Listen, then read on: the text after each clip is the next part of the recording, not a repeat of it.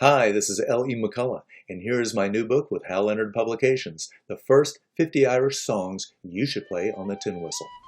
One of the best things about Irish music is there is so much of it.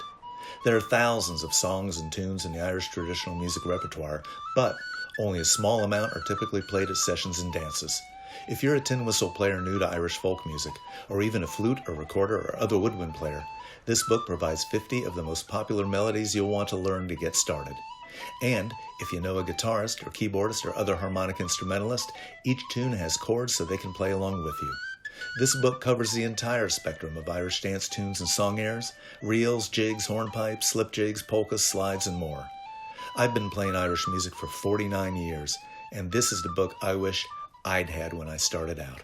The First 50 Irish Songs You Should Play on the Tin Whistle, from Hal Leonard Publications, by L.E. McCullough. Check it out.